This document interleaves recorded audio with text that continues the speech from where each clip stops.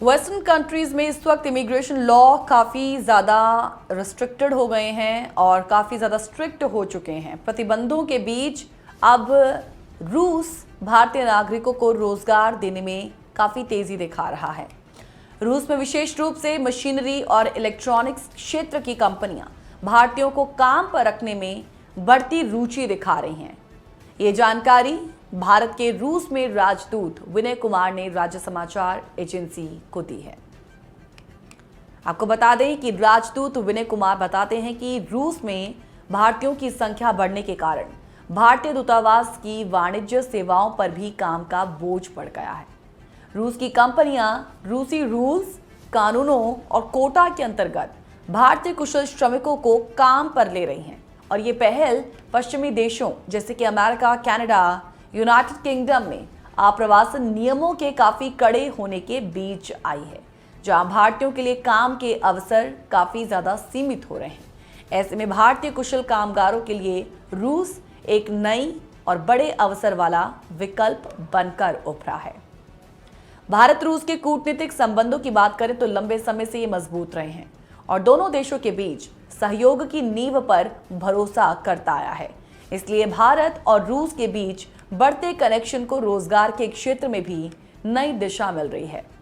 रूस में भारतीय कामगारों की मांग लगातार बढ़ रही है और प्रेजेंट में मशीनरी और इलेक्ट्रॉनिक्स जैसे तकनीकी क्षेत्र में भारतीयों की संख्या बढ़ रही है। हालांकि विनय कुमार बताते हैं कि अब तक अधिकांश भारतीय कंस्ट्रक्शन और टेक्सटाइल इंडस्ट्रीज में काम कर रहे हैं, लेकिन अब अन्य क्षेत्रों में भी उनकी भूमिका बढ़ रही है।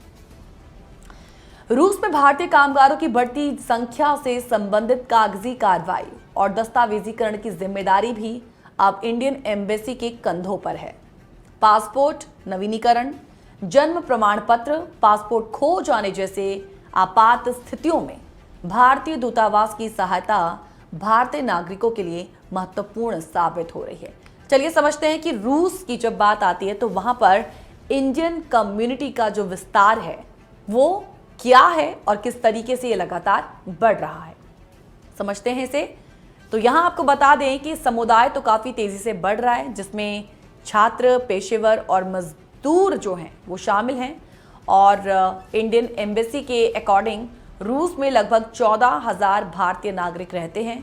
इसके अलावा लगभग 1500 अफगान नागरिक हैं जिनका भारतीय मूल है और रूस में लगभग 4500 भारतीय छात्र चिकित्सा और तकनीकी संस्थाओं में पढ़ाई कर रहे हैं। इनमें से लगभग 90% छात्र चिकित्सा क्षेत्र में हैं और देश के लगभग 20 जो विश्वविद्यालय हैं और संस्थान हैं वो वहां पर अपनी पढ़ाई पूरी करें। और इसके साथ साथ ये भी बता दें कि जो बाकी छात्र हैं वो engineering, aeronautical designing, computer science, transport technology, management और एग्रीकल्चर और व्यवसाय, वित्तीय प्रबंधन जैसे क्षेत्रों में भी शिक्षा वहां पर ले रहे हैं। और जब हम डिप्लोमेटिक रिलेशंस की बात करते हैं तो भारत और रूस के बीच गहरे कूटनीतिक संबंध लंबे समय से दोनों देशों के लिए रणनीतिक महत्व रखते हैं। चाहे वो आर्थिक सहयोग हो, ऊर्जा क्षेत्र हो, रक्षा की बात हो या तकनीकी क्षेत्र, दोनों देशों की जो साझेदारी है वो मजबूत होती जा रही है। और रूस की बढ़ती मांग भारतीय कुशल मजदूरों के लिए नए रोजगार के द्वार खोल रही है। भारतीय कामगारों की रूस में बढ़ती संख्या से दोनों देशों के बीच एक आपसी समझ और सहयोग में वृद्धि हो रही है। इससे भारत के युवा भी अंतर्राष्ट्रीय स्तर पर अवसर पाएंगे और रूस को भी अपनी श्रम शक्ति की कमी पूरी करने में मदद मिलेगी। जब हम रूस में भारतीयों की बढ़ती संख्या की बात करते हैं तो इसके साथ अब कुछ चुनौतियां भी हैं।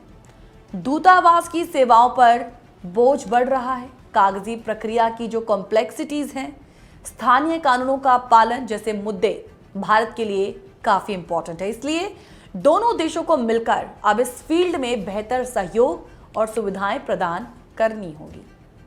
इन दोनों देशों के बीच श्रमिकों के आदान प्रदान के लिए कानूनी और प्रशासनिक प्रक्रियाओं को सरल बनाना भी आज के समय की जरूरत है, ताकि भारतीयों के लिए रोजगार के अवसर सुगम हो और वो बिना किसी समस्या के रूस में काम कर सकें। तो कुल मिलाकर पश्चिमी देशों में कड़ी होती आप्रवासन नीतियों के बीच अब रूस ने भारतीय कुशल श्रमिकों के लिए रोजगार के अवसर बढ़ाने की पहल की है, जो भारत रूस रिलेशंस को नई ऊंचाइयों पर ले जाने में सहायक होगी।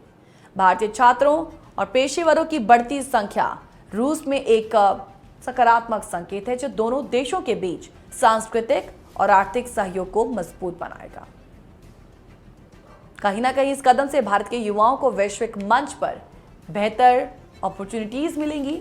रूस को अपनी श्रम शक्ति की कमी पूरी करने में मदद मिलेगी और चाहिए दोनों देशों को कि वो सहयोग की इस दिशा को और मजबूत करें, ताकि ये साझेदारी दीर्घकालिक हो, लॉन्ग टर्म के लिए हो और काफी फलदायक बने।